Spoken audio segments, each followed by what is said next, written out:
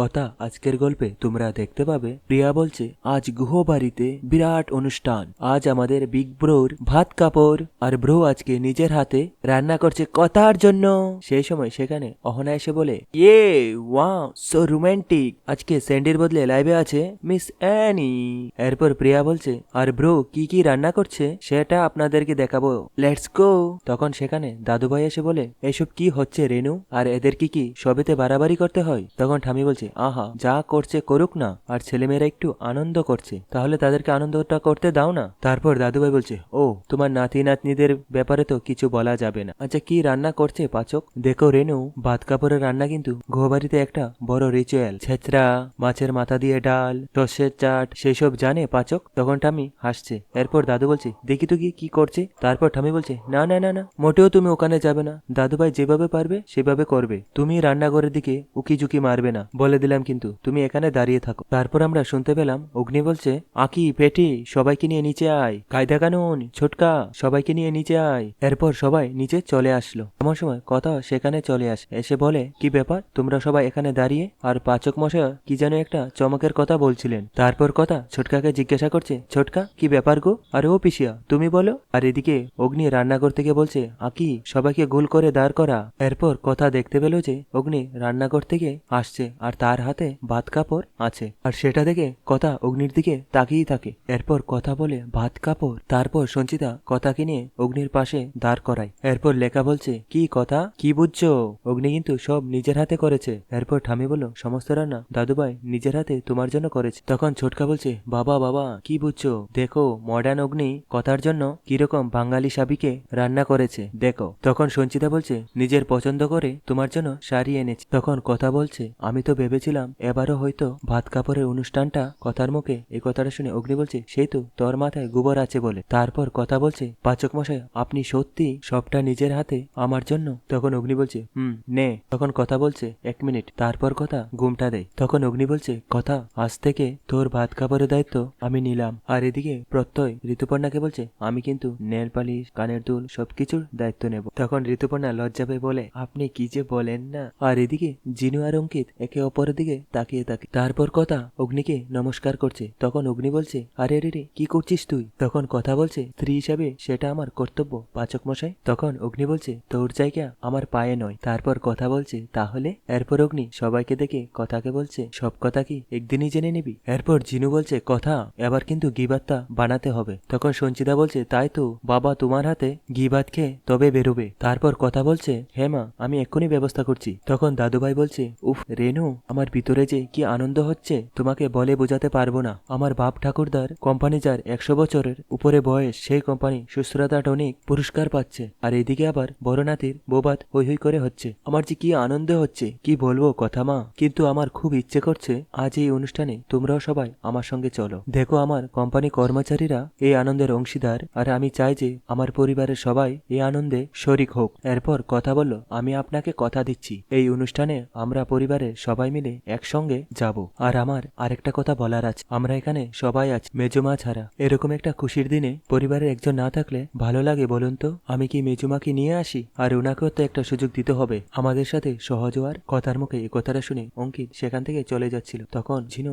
অঙ্কিতের হাতটা ধরে বলে তুমি যেও না। এরপর কথা অগ্নিকে বলছে আমি যাই তাহলে। তারপর অগ্নি মাথা দিয়ে ইশারা করে বলেছে তুমি যাও। এরপর কথা যখন মেজুমাকে নিতে যাবে তখন ঠামি বলছে দেখেছো মেয়েটা আমাদের সব দিকে খেয়াল আছে। এরপর ঠামি লেখাকে বলছে ও লেখা তুইও কথার সঙ্গে যা। তখন অগ্নি মনে মনে বলছে স্ট্রেঞ্জ মেয়ে একটা, আমি যাবো কি যাবো না আমার না জিজ্ঞেস করে বলে দিল যে সবাই যাবে। আর এদিকে চিত্রা বলছে বৌবাদ হচ্ছে সবাই মিলে আনন্দ করছে, তো বেশ তো করুক না, একবারও আমাকে ডাকার প্রয়োজন মনে করলো না। আর আমি এই সংসারের জন্য কিচ্ছু করিনি, কিচ্ছু না। সবাই তার মানে এখন অব্দি আমাকে অপরাধী মান, বেশ সব দোষ আমার, মেনে নিয়েছি তো। আর আমিও বুঝে গেছি আমিও কিছুতে হাল ছাড়বো না। চিত্রা গুহ হারতে শিখিনি, আমি এর প্রতিশোধ নেবই। এমন সময় কথা দরজাতে নক করে। তখন চিত্রা বলে কে?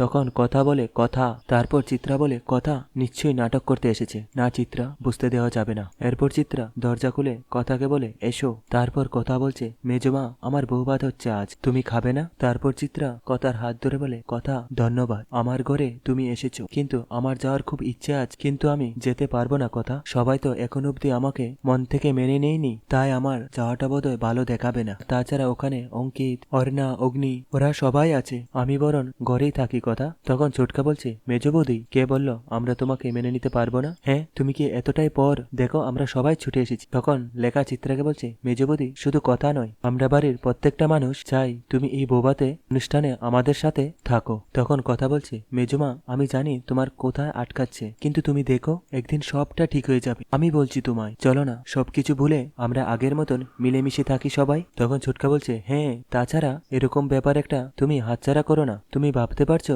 শেফ এবি বউয়ের জন্য ফিউশন ছেড়ে বাঙালি রান্না করছে, বাবা যায়, চলো চলো। তখন লেখা বলছে, শুধু কি তাই, এবার আনন্দ তো দ্বিগুণ। আমাদের গো ফার্মারের সুস্থতা tonic best of the tonic detect award page, বাবা যায় বলো তো। তখন চিত্রা বলছে, তাই নাকি? তখন চিত্রা মনে মনে বলছে, বাবা, যেই কোম্পানি আমি লাটে তুলতে চেয়েছিলাম সেই কোম্পানির টনিক নাকি সেরা টনিক। না না, এখন আমার কথার সাথে মিলেমিশে থাকতে হবে, কারণ আমি সেই আগের মতন নেই। আমার জমিটা আগে পাকাপোক্ত করে তারপরে আবার বশ করতে হবে। এরপর চিত্রা সবাইকে বলছে, বেশ তো, তোমরা যখন আমাকে এতবার করে বলছো আমি যাব। এরপর লেখার চোটকা এখান থেকে চলে গেলে কথা চিত্রাকে বলছে, মেজমা ধন্যবাদ। তখন চিত্রা বলছে, তোমাকেও, আর তোমাকে খুব সুন্দর দেখাচ্ছে। চিত্রা কথাকে বলছে, যাও আমি আস। আর এদিকে সবাই খেতে বসে পড়েছে। তারপর সেখানে চিত্র এসে খেতে বসে। এরপর গিবাত খেয়ে দাদুভাই বলছে, দারুণ হয়েছে কথা মা। তখন কথা বলল, এলাচ গুঁড়ো দিয়েছি এর মধ্যে, আর তার সাথে পাচক মশাইয়ের কথা মতো স্টেবিয়া পাতা, যাতে একটু মিষ্টি স্বাদ আসে। আর এদিকে চিত্রা সবার আনন্দ দেখে বলে, সব ন্যাকামো হচ্ছে, আর কিছুতেই আমার সহ্য হচ্ছে না।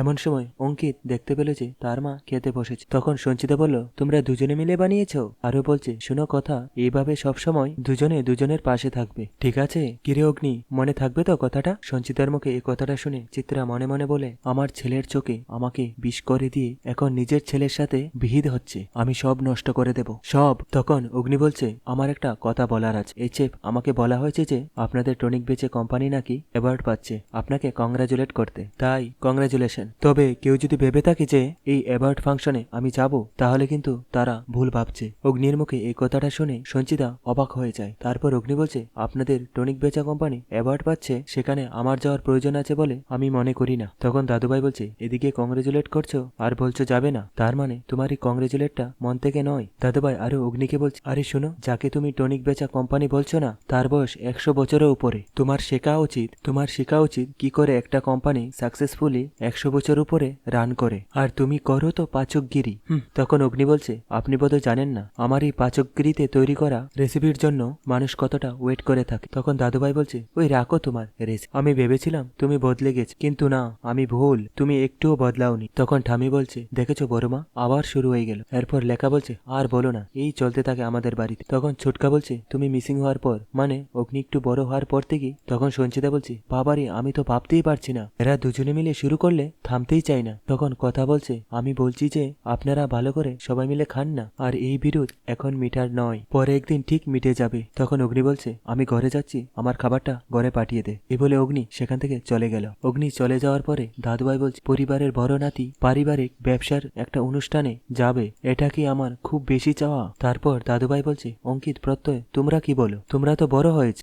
না প্রিয়া, তোমাদের কি মনে হয় তোমাদের বিগ ব্রো এটা ঠিক করছে? তখন সঞ্চিতা বলছে, না না বাবা, আপনি একদম ঠিক কথা বলেছেন। সত্যিই তো অগ্নির এই কাজটা করা একদম ঠিক হয়নি, আর আমি মা হিসাবে ওকে তো শাসন করতেই পারি, তাই না? আমি এক্ষুনি। তখন কথা বলে, মা, আমার একটা কথা বলার আছে। আমি জানি মা আর ছেলের মধ্যে আমার ঢোকাটা উচিত নয়, আর এটাও জানি যে তুমি বললে পাচক মশাই তোমার কথা ফেলবে না, কিন্তু উনি হয়তো মন থেকে রাজি হবেন। তাই তুমি যদি আমাকে অনুমতি দাও, তাহলে আমি ওনাকে একবার ওনার মতো করে বুঝাবো, আর আশা করছি উনি ঠিক রাজি হবেন। তখন সঞ্চিতা বলছে, অগ্নির জীবনে তোমার থাকাটা খুব দরকার, জানো তো। তো বন্ধুরা, আজকের পর্বটি এখানেই শেষ হয়ে গেল।